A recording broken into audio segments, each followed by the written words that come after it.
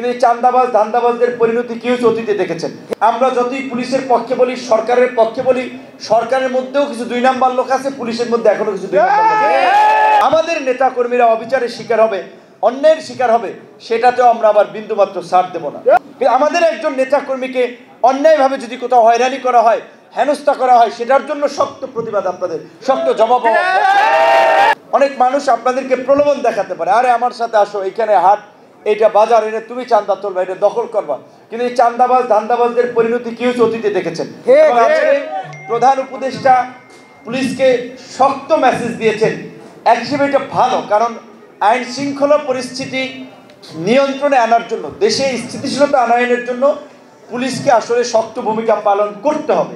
কিন্তু এটাও আবার বাস্তব, আমরা যতই পুলিশের পক্ষে বলি, সরকারের পক্ষে বলি, সরকারের মধ্যেও কিছু 2 নাম্বার লোক আছে, পুলিশের মধ্যে এখনো কিছু 2 নাম্বার লোক আছে।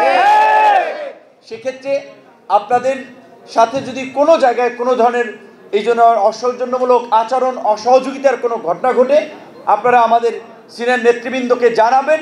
তার আগে আপনারা কোনো পদক্ষেপ নেবেন না, আমাদেরকে জানাইবেন, আমাদের পরামর্শ সাপেক্ষে যে কোনো সিদ্ধান্ত নেবেন। কারণ আমরা বলছি যে এই গণ অভ্যুত্থান পরবর্তীতে এই সরকারকে সহযোগিতা করতে চাই, প্রশাসনকেও আমরা সহযোগিতা করতে চাই, এবং দেশকে আমরা একটা সঠিক দিকে এগিয়ে নিয়ে যেতে চাই। কিন্তু যেখানে আবার আমাদের নেতা কর্মীরা অবিচারের শিকার হবে, অন্যায়ের শিকার হবে, সেটাতেও আমরা আবার বিন্দুমাত্র ছাড় দেব না।